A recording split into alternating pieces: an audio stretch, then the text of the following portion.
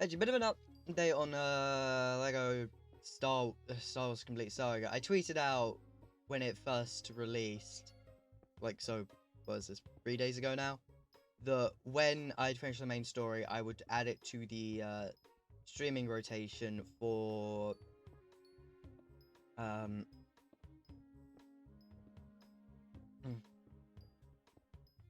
I would add it to the streaming rotation for 1 day, so I can do like the side quests once I'd finished the story stuff. I have got through the story really, like all the story content really quickly. I'm not done with the game yet in terms of story.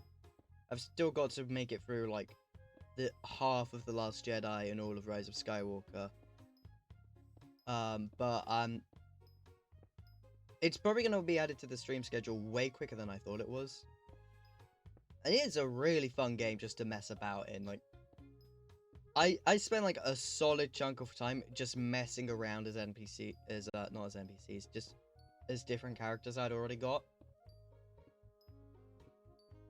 Like, I just had so much fun doing. I went off a bit of a tangent there with streaming schedules and stuff. No, Lego Star Wars. I am thoroughly enjoying it, actually. Reason being, no, it's not. I'm just enjoying it. I think it's been the latest Lego Star Wars game we've had for a long time, and they really went all out with it. Which is really nice to see. Like, I think graphics are amazing. It handles really smoothly, actually. Frames are nice. So frames are nice.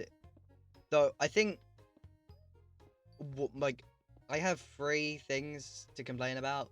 One is like PC exclusive. I don't know what the case is with consoles. But one of the things is the auto aim is kind of like the auto aim the game offers is inconsistent, because I've played through the majority of the game on controller, but every so often, because here's this thing, if I have the opportunity to, I want to sit back, relax, and just play with a controller in my hand, so I don't have to have my wrist strap on to support my hand when I'm playing on PC. But the downside of that fact was that if I had to play a character with a ranged weapon, like, say, Han Solo, just as an example, every so often the auto aim would fail to work, and by every so often I mean every couple of shots. So I would have to swap to mouse. So I'd have to like lean forward to get to mouse and keyboard, in order to play it. In order to aim. Like, I had to play it as if it was an actual shooter, but not a Lego game.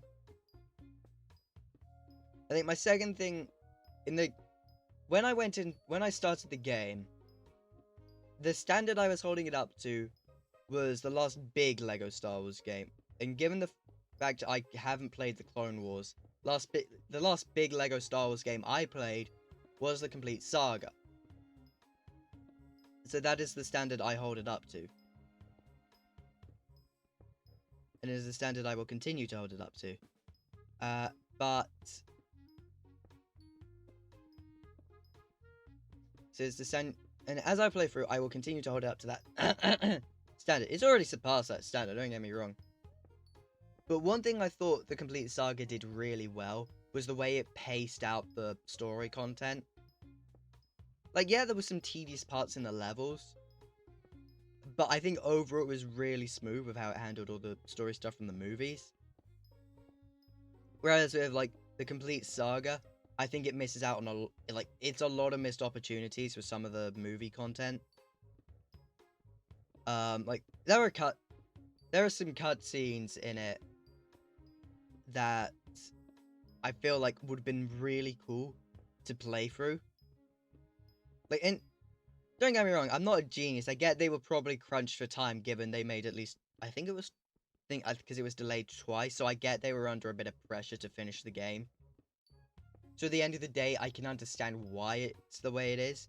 But at the same time, like, there was a lot of content I wish was more, like, stuff I wish wasn't just cutscenes and was more playable. because then it wouldn't feel as jarring going through the story. Because it does result in some inconsistencies. I'll use an example from a mediocre movie, I'll be honest. The Force Awakens segment. So obviously in that movie, when Rey gets her blaster, Han Solo gives Rey her blaster, right? And you never play Rey with a blaster in the game. Yet in one cutscene, she just mysteriously has a blaster, which didn't make a great deal of sense. You know, just like it's a very minor inconsistency because the blaster only appears in one cutscene. But either way, you get my point.